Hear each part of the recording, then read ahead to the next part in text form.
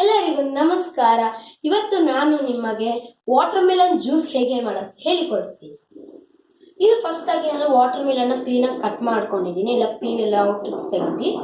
ಆಮೇಲೆ ಒಂದು cup of ಸಕ್ಕರೆ, ಮತ್ತೆ ಇವಾಗ ಕೋಲ್ಡ್ ಇರಲಿ ಅಂದ್ಬಿಟ್ಟು ನಮ್ಮ ಆ ಮನೆಯದ ಅರ್ವಿ ನೀರಲ್ಲಿ ನಾನು ಇಟ್ಟಿದ್ದೀನಿ, ತುಂಬಾ ಕೋಲ್ಡ್ ಇದೆ.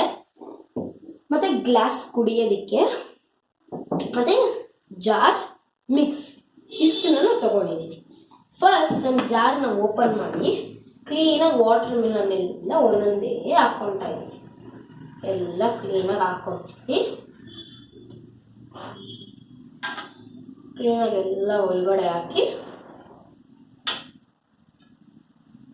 ಆಯ್ತು. ಅದಾದ್ಮೇಲೆ ಸಕ್ಕರೆ ಹಾಕ್ತಾ ಇದ್ದೀನಿ.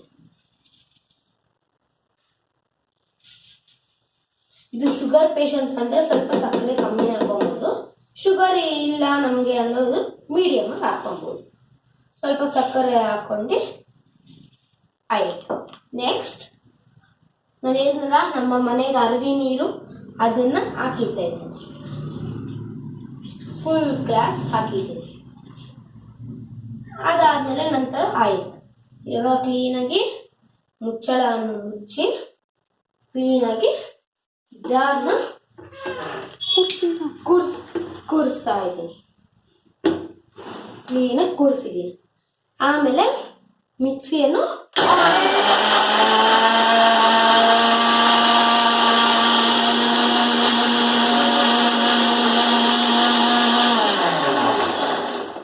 ಇವಾಗ ನೋಡ್ತಿದ್ದೀನಿ ವಾಟರ್ ಲಿಮಿಟ್ ಎಲ್ಲ ಸಾಕಾ ಅಂದ್ಬಿಟ್ಟು. ಇನ್ನು ಸ್ವಲ್ಪ ವಾಟರ್ ಬೇಕಂದ್ಬಿಟ್ಟು ನಾನು ಬಂದೆ ಈ ಕಡೆಗೆ ಅರ್ಬಿ ಎತ್ಕೊಳಕ್ಕೆ. ವಾಟರ್ನ ಅರ್ಬಿಯಲ್ಲಿ ಎತ್ಕೊಳಕ್ಕೆ ಬಂದೆ. ಅರ್ಬಿ ವಾಟರ್ ಎತ್ಕೊಂಡ್ವಿ, ಅದು ಯಾಕೋ ಸಾಕಾಗಿಲ್ಲ ಅಂದ್ಬಿಟ್ಟು ಇನ್ನು ಸ್ವಲ್ಪ ಕೋಲ್ಡ್ ವಾಟರ್ನ ಹಾಕಿದೆ. ಮತ್ತೆ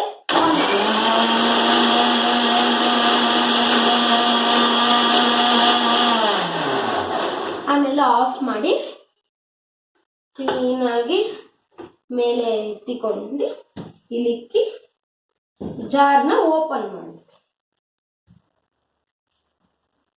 ಟೈಟಾಗಿ ಫಿಕ್ಸ್ ಮಾಡಿಬಿಟ್ಟಿದ್ದೀನಿ, ಅದಕ್ಕೆ ಅದು ಸ್ವಲ್ಪ ಬರ್ತಾ ಇಲ್ಲ. ಇವಾಗ ಬಂತು ಕ್ಲೀನಾಗಿದೆಲ್ಲ ಹಿಂಗಂದು ಇಲ್ಲಿ.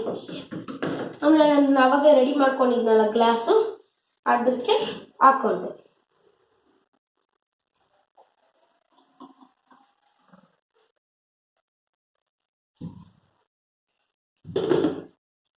Watermelon juice ready.